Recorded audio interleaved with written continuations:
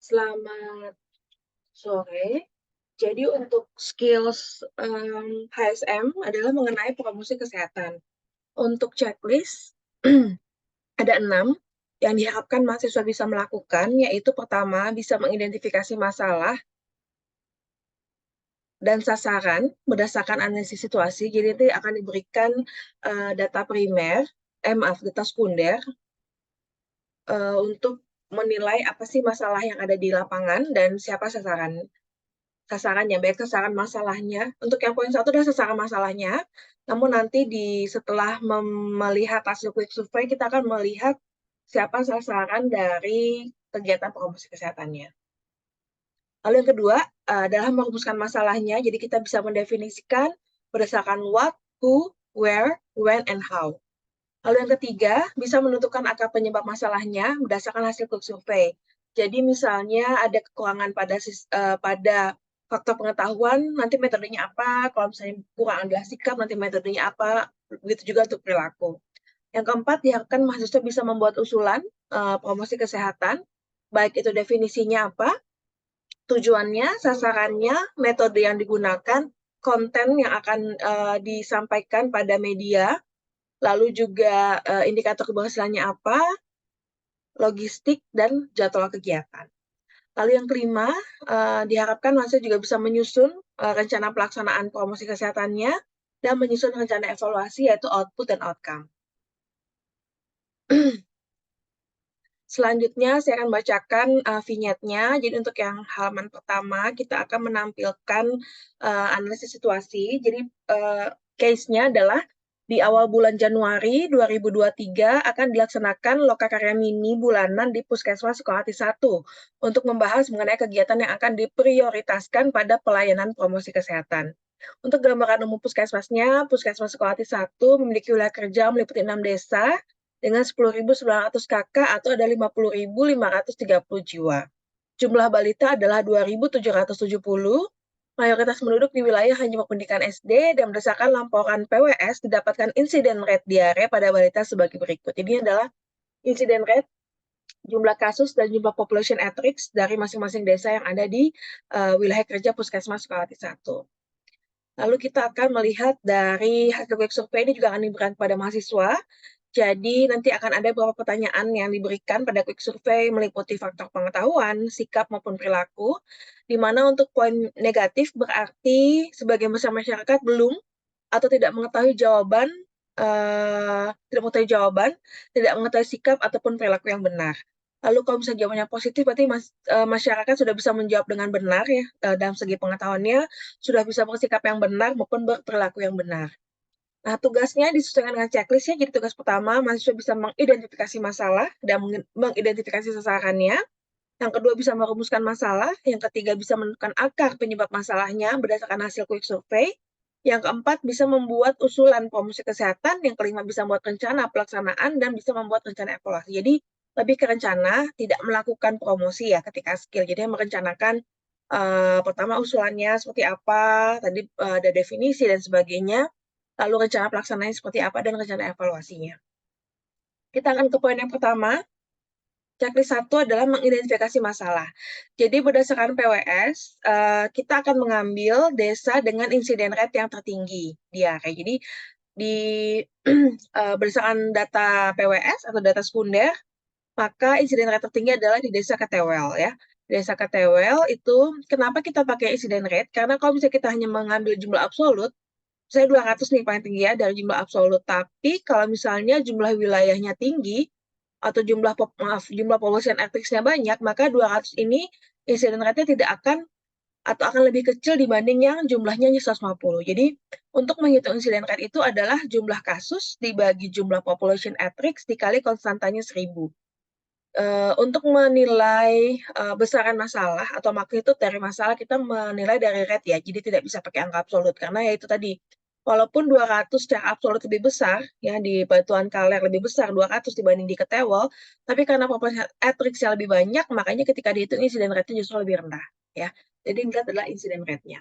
Nah, makanya dari data sekunder ini, definisi atau identifikasi masalahnya, pertama kan masalahnya adalah PWS diare, berarti masalahnya adalah diare. diarenya di sini sudah disebutkan pada balita ya, diare pada balita yang paling tertinggi di Desa Ketewel. Nanti untuk sasaran dari promosinya adalah pada kepala rumah tangga, karena kita tidak mungkin melakukan promosi pada balita, ya. Jadi untuk checklist 1, masalahnya adalah diare pada balita di Desa Ketewel dan sasarannya adalah kepala rumah tangga. Kita ke tugas yang kedua untuk merumuskan masalah. Sebenarnya sama saja sudah yang tadi kita cari di checklist yang pertama. Jadi untuk what-nya adalah tingginya kejadian diare, who-nya yang mengalami adalah balita, where-nya adalah di Desa Ketewel, when-nya adalah Januari sampai Desember 2022. Ini ada pada vignette ya. Jadi ya, atau di tabel ada ya, Januari sampai Desember. Jadi ketika puskesmas itu akan merencanakan prioritas program atau upaya yang akan dilakukan ke depannya itu biasanya di awal bulan atau di awal tahun. Jadi untuk sepanjang tahun 2022 apa sih masalahnya? Dan di awal bulan Januari 2023-nya akan merumuskan kegiatan yang akan dilakukan atau pelayanan yang akan dilakukan ya. Lalu untuk how-nya, bagaimana bisa terjadi sampai ada tingginya kejadian diare pada balita, kita melihat dari hasil quick survey. Jadi nanti akan coba untuk dipancing pada mahasiswa kira-kira how-nya itu apa, lalu mahasiswa bisa melihat bagaimana masalah terjadi, bagaimana cara mencari kenapa masalah terjadi. Diharapkan mahasiswa bisa menjawab bahwa untuk menilai bagaimana masalah terjadi adalah dengan melakukan quick survey, seperti itu. Ya, jadi masalahnya dari 4W-nya, tingginya angka kejadian diare pada balita di Desa Ketewel pada bulan Januari sampai Desember 2022. Siapa sasarannya adalah kepala rumah tangga. Oke, lalu checklist 3 adalah kita menjawab how-nya ya. Jadi kenapa sih bisa terjadi? Apakah bermasalah di pengetahuan, sikap, atau perilaku? Jadi nanti di lembar jawaban atau lembar kerja mahasiswa bagian kesannya akan saya kurangi yang di bagian kurangnya ini sama mengenainya. Jadi mahasiswa bisa menilai. Contoh misalnya untuk pertanyaan 1, apakah batasan diare? Karena jawaban negatif berarti sebagian besar masyarakat tidak mengetahui apakah batasan diare. Kalau sebagian besar masyarakat tidak mengetahui berarti kesannya adalah kurangnya pengetahuan mengenai batasan diare ya. Berlaku juga untuk yang minus yang lainnya. Nah, untuk positif, apakah diare dapat menular? Jawabannya positif.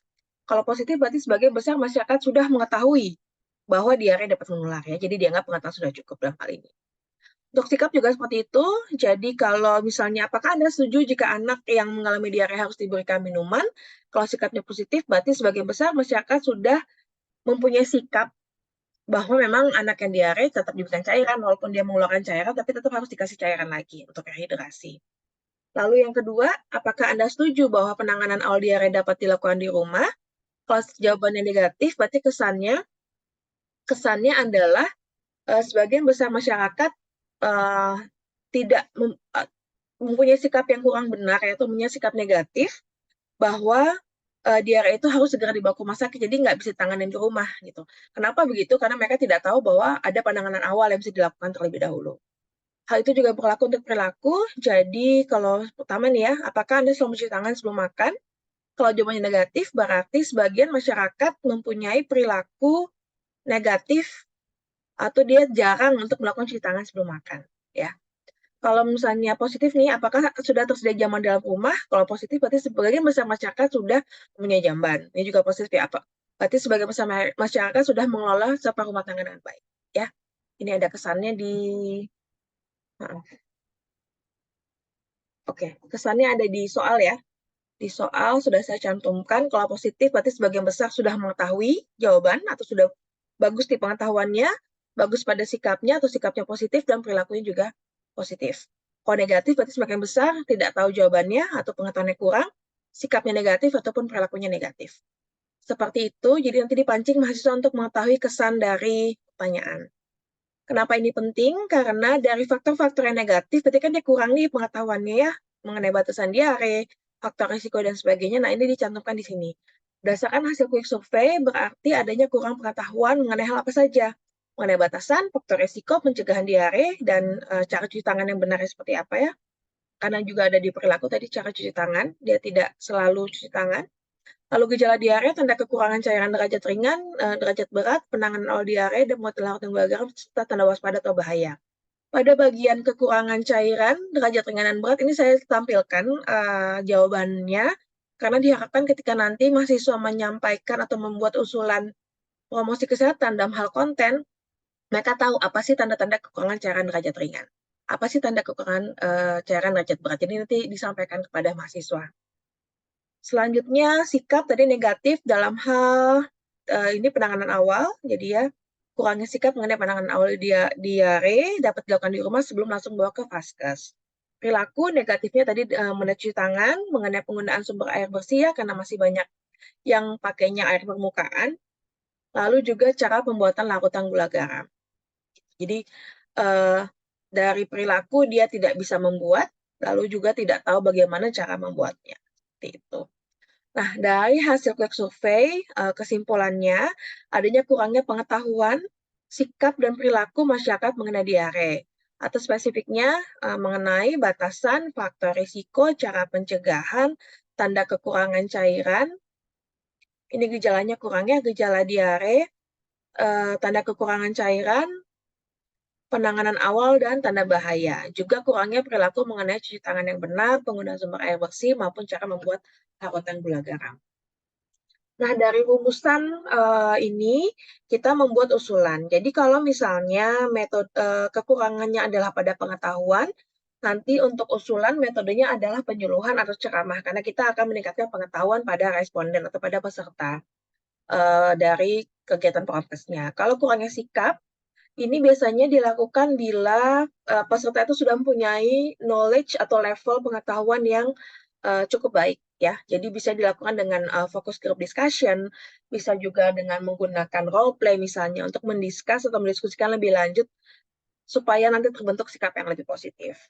Kalau perilaku, misalnya dia kurang dalam perilaku, kita bisa mendemonstrasikan bagaimana cara cuci tangan yang benar, bagaimana membuat larutan gula garam, atau bisa juga dengan metode lainnya ya, kalau misalnya kurangnya pada skills atau perilaku adalah dengan melakukan training misalnya atau melakukan workshop misalnya. Oke, jadi dari hal tersebut usulannya adalah penyuluhan ya, pencegahan diare, karena memang yang paling banyak adalah kekurangan pada segi pengetahuan. Tujuannya apa? Pertama, karena tadi kurang pengetahuan berarti meningkatkan pengetahuan. Yang kedua adalah meningkatkan keterampilan ya. Jadi kita kegiatannya tidak hanya untuk bermetode untuk meningkatkan pengetahuan, tapi juga meningkatkan keterampilan. Makanya untuk metodenya adalah penyuluhan demonstrasi, sasarannya kepala rumah tangga, konten sesuai dengan hal-hal yang tadi kurang didapatkan pada quick survey. Jadi penyuluhan mengenai definisi diare, faktor resiko, pencegahan, gejala diare, tanda kekurangan cairan, penanganan awal, dan tanda waspada. Lalu untuk demonstrasinya adalah memperagakan cuci tangan yang benar dan pembuatan larutan gula garam. Indikator keberhasilan yang pertama adalah sesuai dengan tujuannya, karena tujuan mereka pengetahuan, indikatornya dia pada peningkatan pengetahuan. Dinilai dari kesan quick survey pada saat pretest maupun post-test. Jadi dengan pretest maupun post-test. Jadi sebelum pemaparan materi diberikan dulu pretest secara quick survey ya, dengan survei cepat saja, tidak harus lembaran kuesioner. Nanti setelah materi akan dilakukan lagi post-test dengan cara quick survey. Lalu untuk meningkatkan keterampilan, indikator keberhasilan adalah peserta bisa melakukan kembali. Jadi kan sudah didemonstrasikan bagaimana cuci tangan, dia bisa melakukan kembali atau mengulang kembali cara cuci tangan yang benar dan cara membuat larutan gula garam. Nah, untuk logistiknya ada money material, pelaksana ada 1 orang narasumber, juga moderator, maninya, alokasi dananya, misalnya untuk pembuatan media, ya, berupa poster, flip chart, atau pamflet, biaya penggandaan leaflet, lalu untuk penyediaan alat, terus membuat bahan untuk membuat alat dan bahan membuat larutan gula garam, juga untuk penyediaan alat cuci tangan. Materialnya untuk penyuluhan pada saat materi bisa diberikan poster, flipchart, atau pamflet. Leaflet ini untuk yang dibawa pulang. Lalu untuk demonstrasinya ada alat dan bahan membuat larutan gula garam, alat cuci tangan, juga materialnya adalah ada ruangan atau sarana untuk melakukan penyuluhan, juga ada sound system.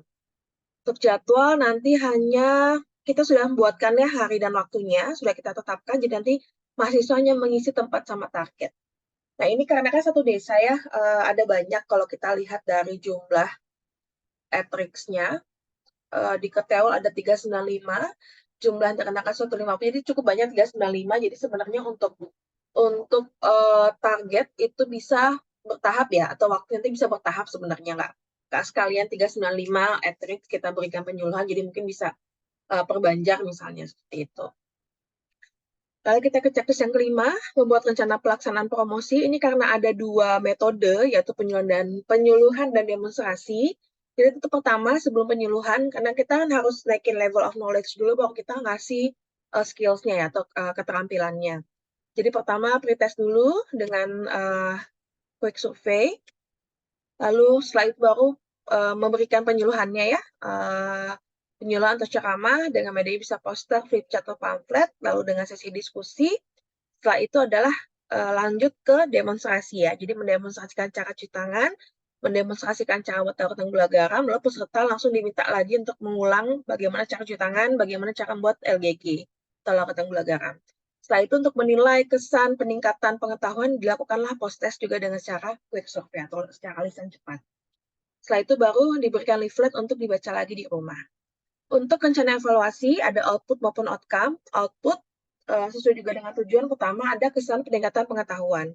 Yang kedua ada kesan peningkatan keterampilan, jadi bisa mengulang kembali atau tidak. Dan yang ketiga adalah dari jumlah peserta. Jadi kalau misalnya kita target semua at-risk-nya 395 hadir, mungkin outputnya misalnya di usulan kita bikin 80% dari at-risk-nya hadir. Jadi kita lihat apakah memang benar 80% jumlah peserta sudah hadir. Seperti itu. Nah, untuk outcome atau dampak itu sebenarnya jangka panjang. Jadi yang hanya bisa dinilai langsung setelah promkes itu selesai adalah output-nya. Untuk outcome atau dampak itu adalah penurunan jumlah kejadian diare yang tidak bisa langsung dinilai setelah promosi selesai. Jadi mungkin butuh waktu ya paling cepat setahun ya, setahun sampai 3 tahun setelah berkelanjutan dilakukan promosi kesehatan. Sekian.